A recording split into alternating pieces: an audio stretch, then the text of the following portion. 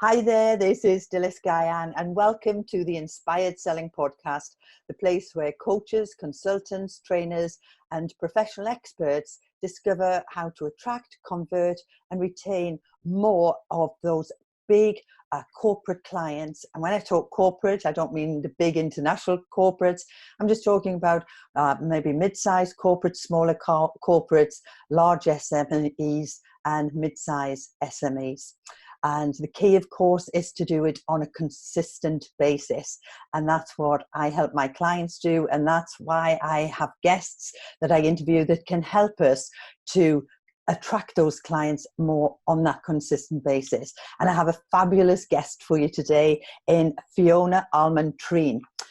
Wonderful lady. She is an expert in strategic web design and online software systems to enable sustainable growth for business owners and charities globally.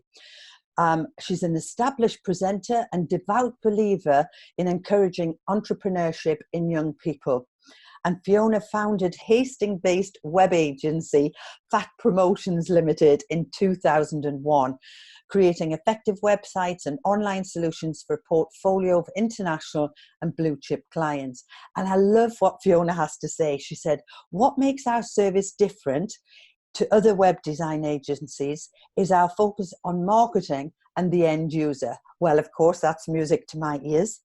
And the prettiest website in the world won't matter if your target audience don't enjoy a positive experience when using it, or worse still, can't even find it. So welcome, Fiona. I'm absolutely delighted to have you with us today. Hello, Dilys. Thank you for having me on today. Oh, it's a pleasure. You've got this sort of purple floating cloud above your head and it makes you look ethereal. My ethereal. So Fiona, tell us a little bit how you got into web design. How did you get started? What did you do before?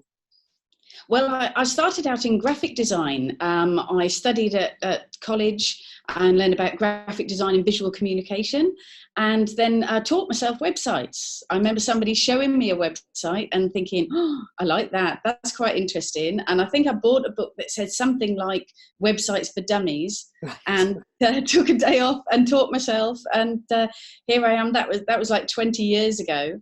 And so, Amazing. yeah, and here I am today. Absolutely amazing.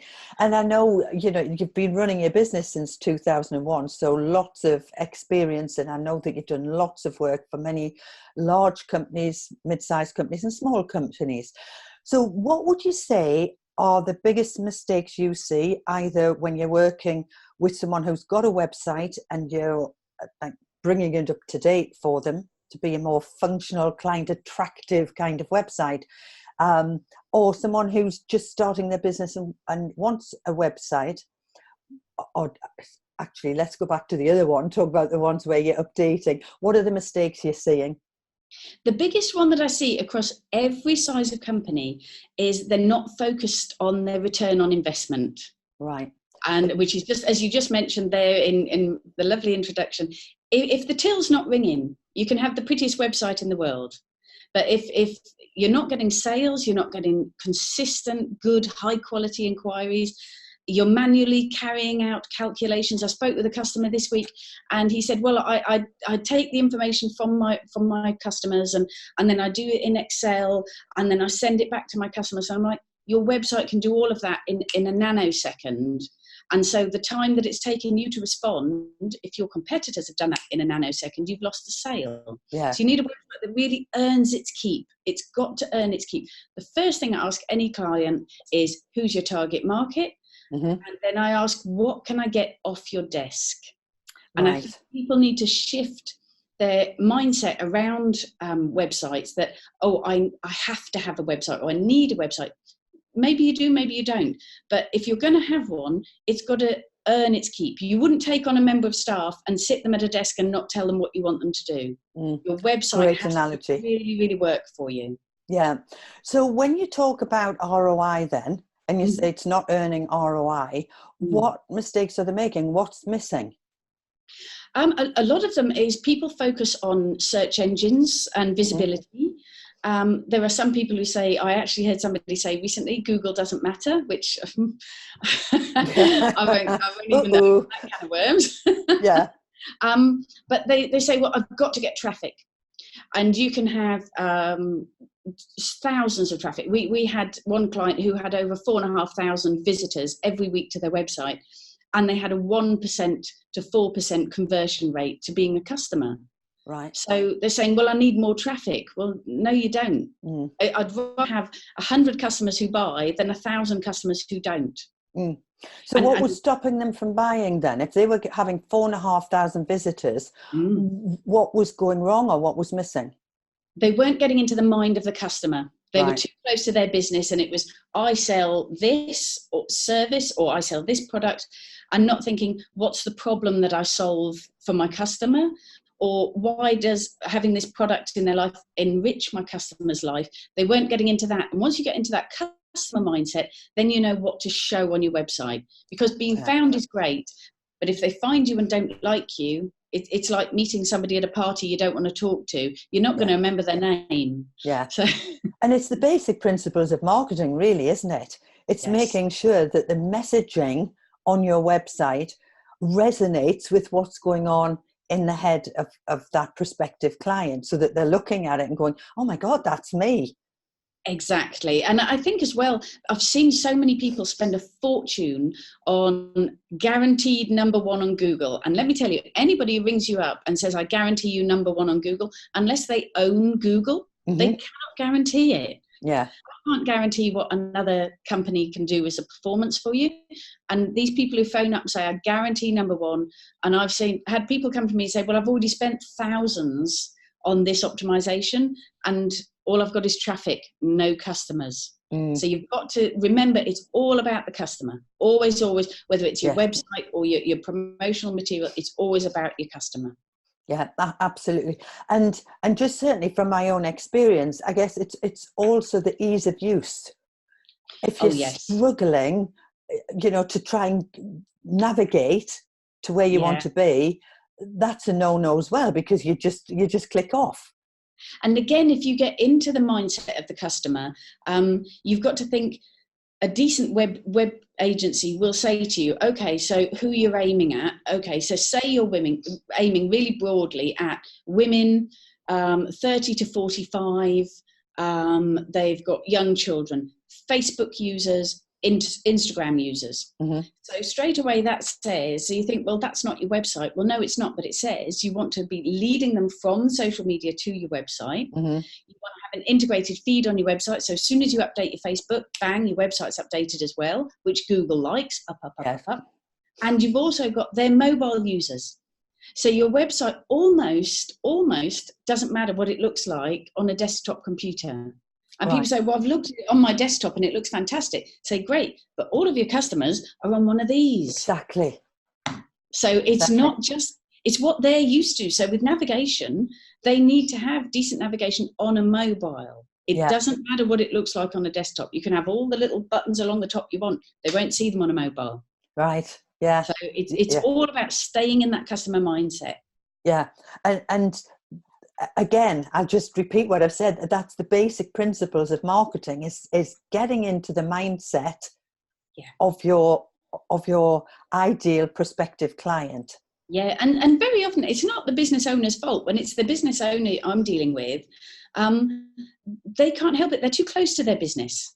They're right close to and they think, well, I know what I do, but it's hard to see how that's perceived from the outside. So a decent agency should give you homework, is what I always say. If you don't come away from a meeting with homework, then they don't care.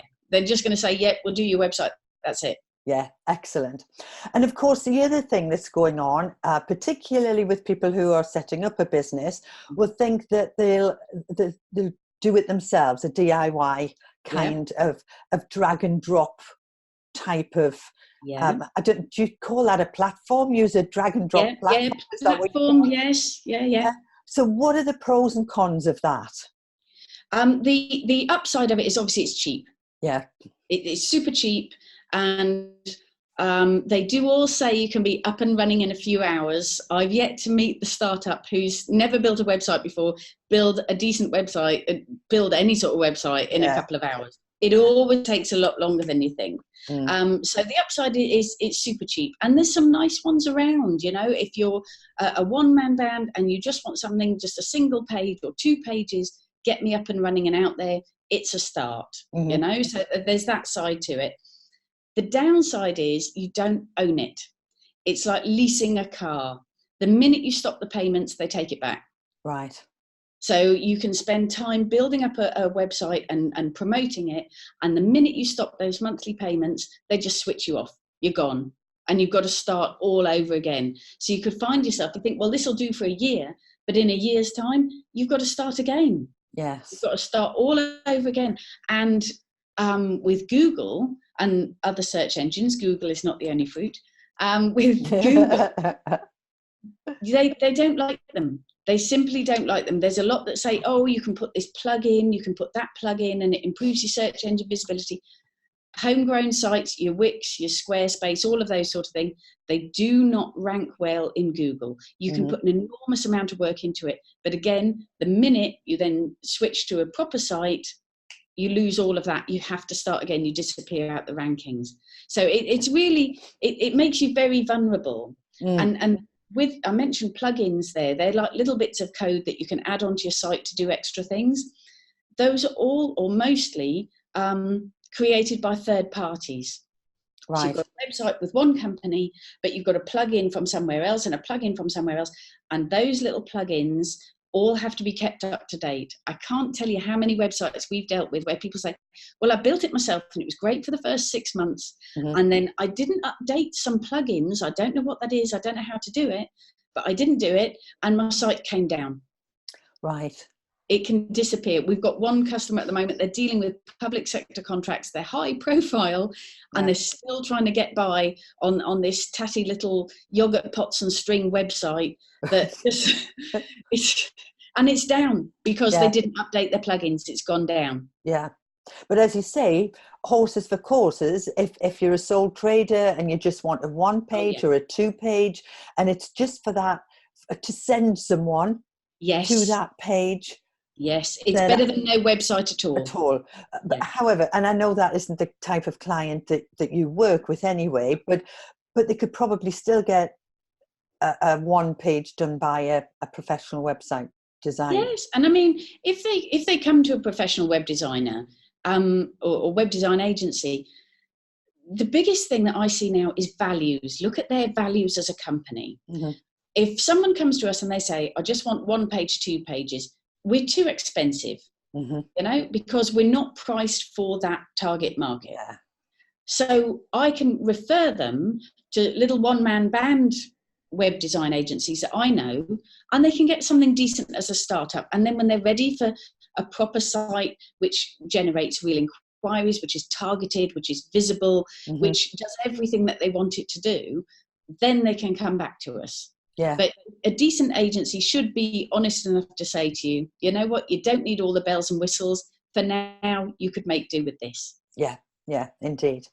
So let's get back to your target market then. So that's the bigger businesses who are looking for how many pages? I mean, I wouldn't even know how to describe this, but it tends to be people, companies or organizations, charities particularly, who've already got a website and it's not performing. They're the ones that we really help because they've already got something. I mean, typically they're anything from 10, 15 pages up to thousands of pages, database systems, that sort of stuff.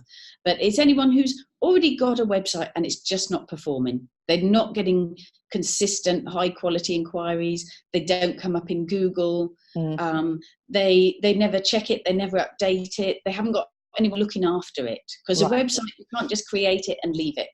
And people who do find that to their cost. Yes, absolutely. Yeah.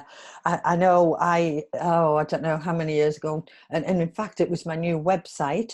And after about 9 months, it was hacked and lost everything. The web designer hadn't kept copies. Hadn't saved the data. It was an absolute nightmare.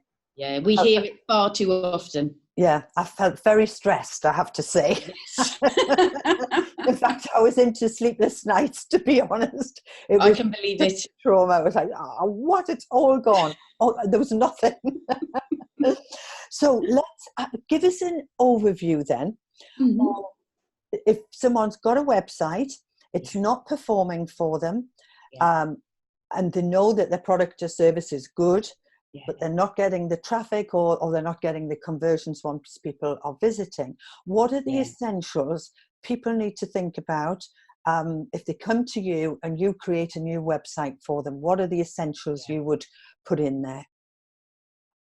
Well, as I say, we always start with that target audience. Mm-hmm. So using that same example, the one that had thousands and thousands of traffic, but a 1 to 4% conversion rate, we looked at their target audience was young women with disposable income of a certain age group who they were already targeting unsuccessfully on other sites and blogs and things like that. So although it wasn't part of the website we were building, we advised them, you don't want to be advertising and promoting on those sites because they're not where your target audience is. We would suggest these sites.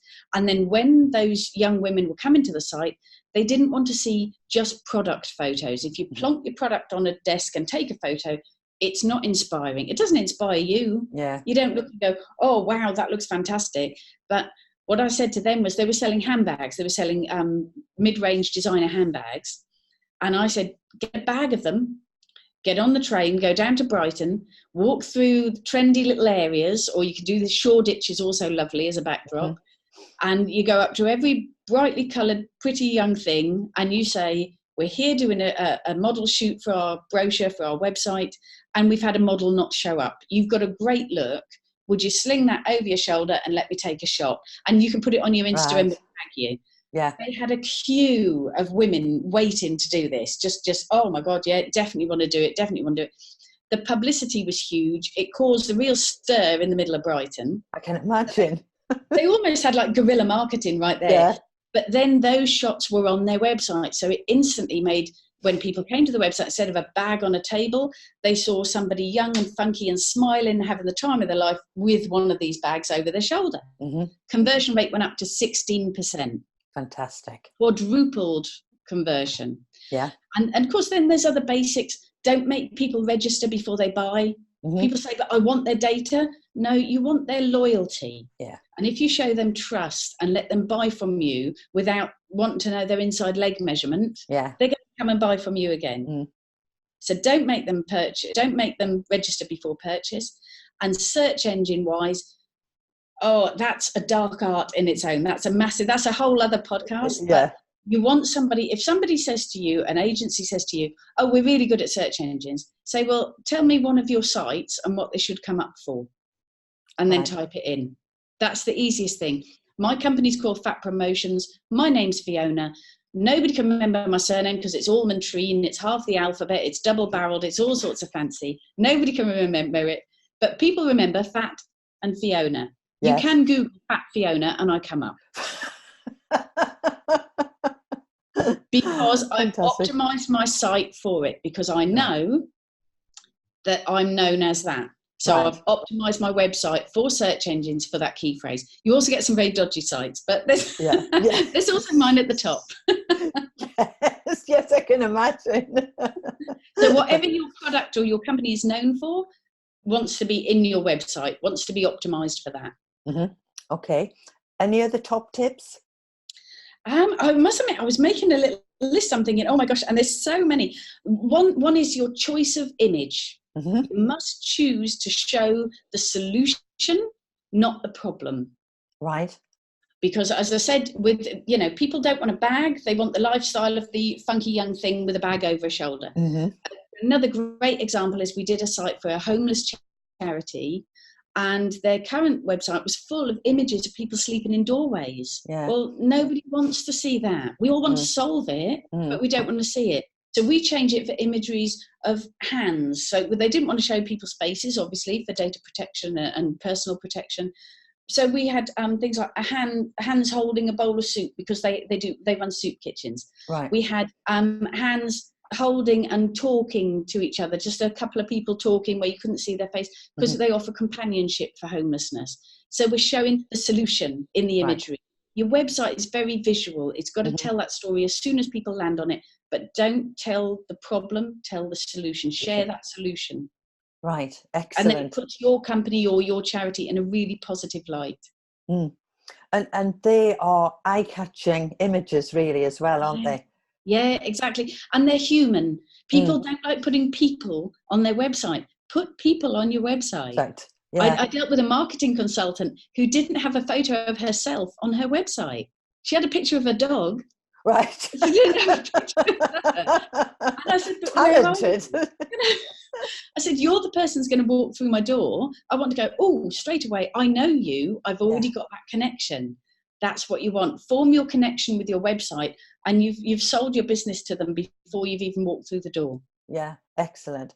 And what's your view on not having someone necessarily sign up to gain access to the website, but that you've got, and this is particularly for service-based businesses, although I have seen it with product as well.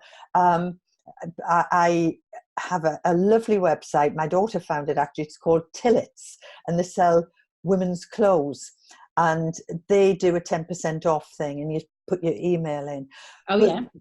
They have just gone through the roof. Now, it's not just with their website, but it's also they do regular lives. So every Wednesday evening, it's like a fashion show. So she's got a reel of clothes, you know, and it's brilliant.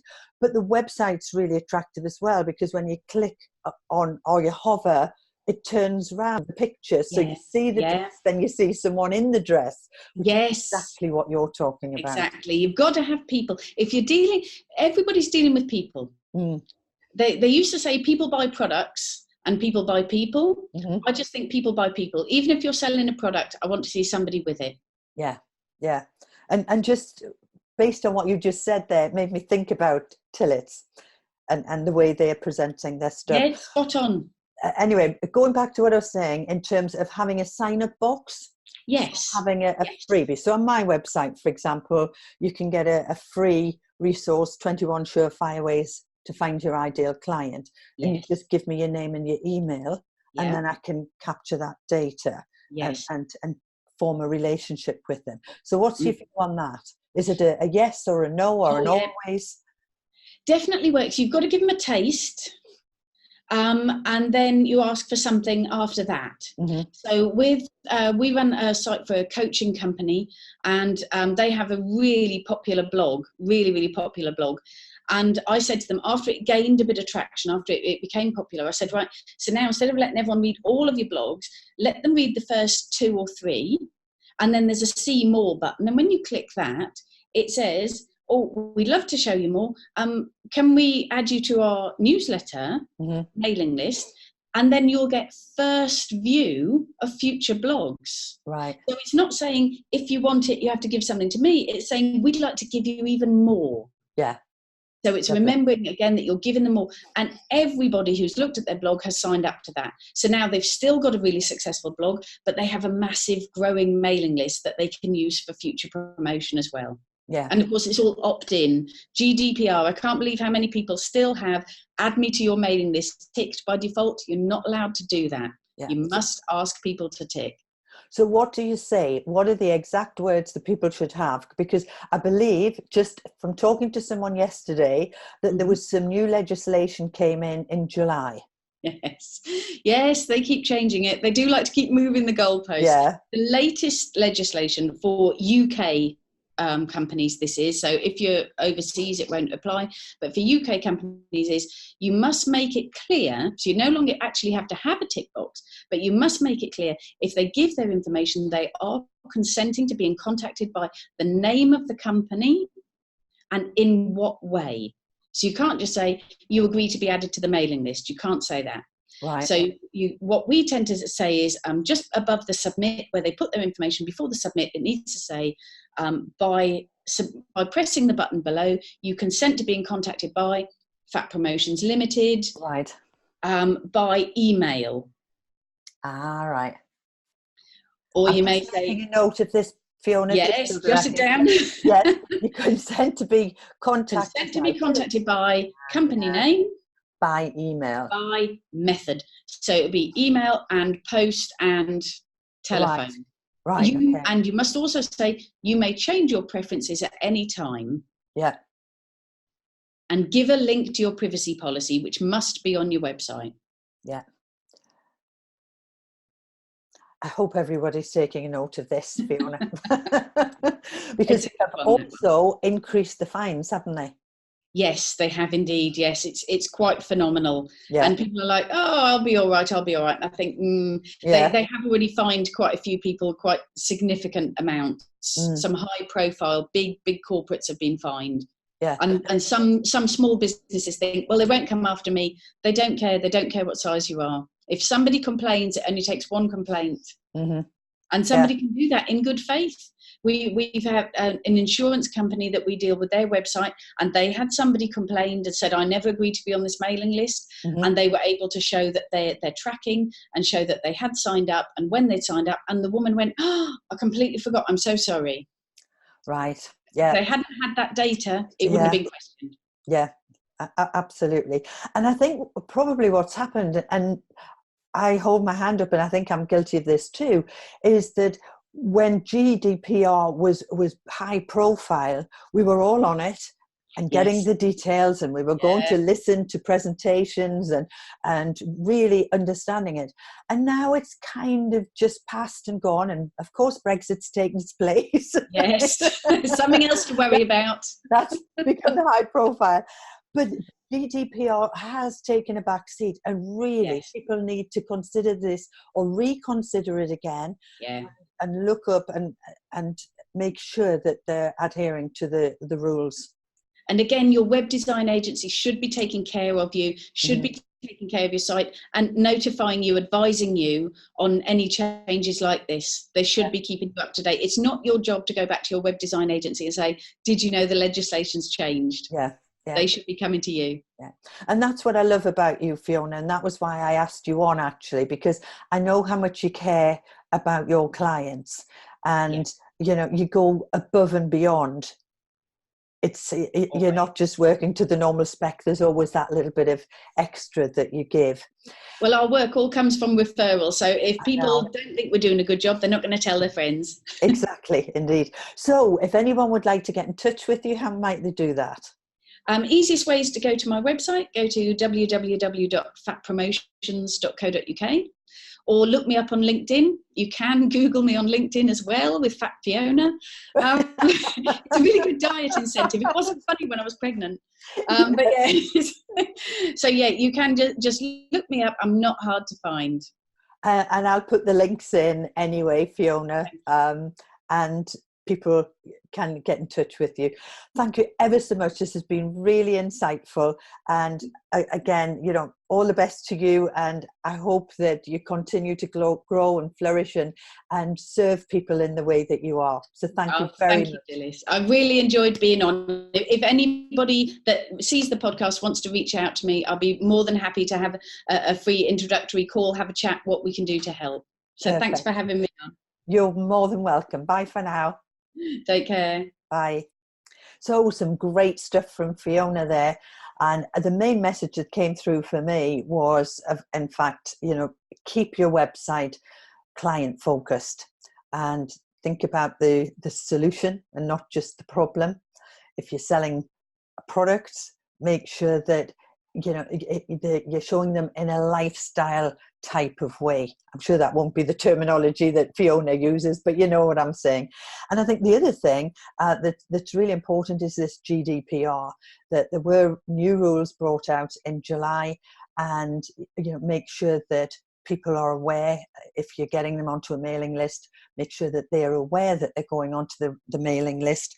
Let me just see what she said here, that where they're subscribing, you consent to be contacted by whatever your name is and by whatever method, email or letter, whatever, and you may change your preferences at any time. So lots of stuff, but they were the two key messages that came out for me. So if you've enjoyed this, please subscribe on YouTube or to the podcast.